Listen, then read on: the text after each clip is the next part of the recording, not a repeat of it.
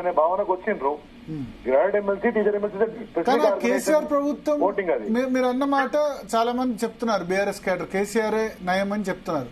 కానీ అది ఓట్లలో రిఫ్లెక్ట్ అయ్యి ఏదో దగ్గర ఎలక్షన్ లో రిఫ్లెక్ట్ అయితేనే కదా క్యాడర్ కాన్ఫిడెన్స్ వచ్చేది. అగ్రీడ్. కానీ ఇప్పుడు రేపు అదే చెప్తున్నా మీకు, రేపు పొద్దున గ్రామీణ స్థాయిలో ప్రతి పౌరుడు ఓటేసే election, sarpanch election, MPTC election, ZPTC election. Sarpanch అయితే పార్టీలు ఉండవు, ఎంపీటీసీ జెడ్పీటీసీ పార్టీ సింబల్ ఉంటాయి. పార్టీలు ఉన్నా లేకున్నా గ్రామాలలో ఎవరి మద్దతుదారులు ఏందనేది చాలా క్లియర్ గా ఉంటది.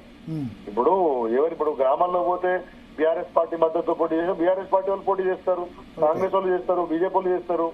ఎంపీటీసీ ఉంది, జెడ్పీటీసీ ఉంది, తర్వాత జెడ్పీ చైర్మన్లు ఎవరైతారు, ఇవన్నీ మనం చూస్తాం కదా రేపొద్దున. కాబట్టి ఈ ప్రభుత్వం యొక్క పనితీరు ఏందనేది రేపొద్దున స్థానిక సంస్థల ఎన్నికలలో బయటపడుతుంది. బీజేపీ దమ్మెంత ఉంది, వాళ్ళు ఇవాళ ఎంత మేరకు. ఇప్పుడు ఒకటండి, గ్రాడ్యుయేట్లు గాని ప్రజలు గాని మొత్తంగా బీజేపీని ప్రత్యామ్నాయం అనుకోవడానికి ఏం చేసిందని చెప్పేసి అనుకుంటారు. ఇప్పుడు మొన్న అసెంబ్లీకి ఓడిపోయినటువంటి సంజయ్ పార్లమెంట్ కి వచ్చే వరకు ఏం పెద్ద మారిందని కాదు కదా.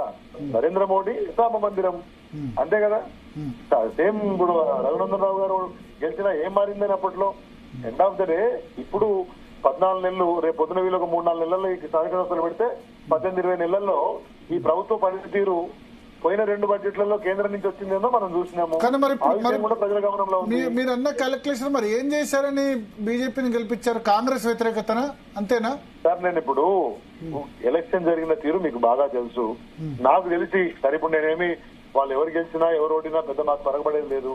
కానీ ప్రసన్న ఇప్పుడు మా ఓట్లు ఎక్కడ పోయినా వేరైతే కూడా ఇప్పుడు ప్రసన్న హరికృష్ణ పడ్డ ఓటింగ్ కంపోజిషన్ మీరు చూస్తే, నరేందర్ రెడ్డికి పడే ఓట్ కంపోజిషన్ చూస్తే బేసికల్లీ ఆ స్ప్లిట్ జరగపోయి ఉంటే వేరేలా ఉండేదేమో.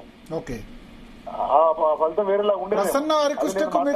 బాగుండదు. ప్రసన్న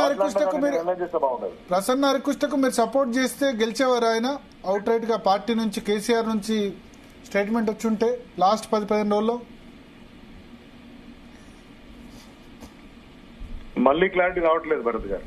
ప్రసన్న హరికృష్ణకి ఇప్పుడు చెప్పండి. ప్రసన్న హరికృష్ణకి కేసీఆర్ నుంచి డైరెక్ట్ గా లేదా కేటీఆర్ నుంచో మీరు ఆయన పిలిపించుకొని మాట్లాడడానికి సపోర్ట్ అనౌన్స్ చేసి ఉంటే గెలిచి ఉండేవాళ్ళ? అంటే ఇప్పుడు ఒకటండి, మా స్ట్రెంగ్త్ మాకు ఉంటుంది కాబట్టి మీరు అన్నట్టు హైపోథెటికల్ సిచ్యువేషన్ లో యాడ్ అవుతుండేదేమో వాల్యూ. ఖచ్చితంగా కేసీఆర్ గారు కేటీఆర్ గారి స్థానం నుంచి చెప్తే కానీ చెప్పాల్సిన అవసరం మాకెందుకు, చెప్పే అవసరమే ఉంటే మా అభ్యర్థిని పెట్టేవాళ్ళం కదా. ఆడ వద్దనుకున్నారు, పోటీ పెట్టలేదు. రెండవది ఒక సందర్భంలో హరీష్ రావు గారు చెప్పారు, నాన్ బీజేపీ నాన్ కాంగ్రెస్ ఎవరైనా మంచి అభ్యర్థిని చూస్తే ఓటేయమని వారు చెప్పినట్టు వార్తలు కూడా వచ్చినాయి.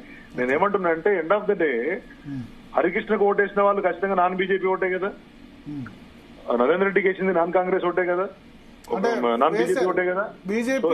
బీజేపీ కాంగ్రెస్ ఓట్లు కూడా పడ్డాయి బీసీ వాదంతో. అయి ఉండొచ్చు. అనుకుంటున్నా కదా. ఇప్పుడు ఒకసారి ఫలితం వచ్చేసింది, మేము పోటీ చేయలేదు, దాంట్లో ఎక్కువగా మేము అనాలిసిస్ చేసే అవసరం కూడా మాకు లేదంటున్నాం. అది ఒక విషయం జరిగిపోయింది. బట్ దీంతో వర్రీ కావాల్సిన అవసరం లేదా? కాంగ్రెస్ కు బీజేపీ వేగంగా దూసుకొస్తుంది. తెలంగాణలో 42 అసెంబ్లీ సీట్ల పరిధిలో జరిగిన ఎన్నికల్లో గెలిచింది.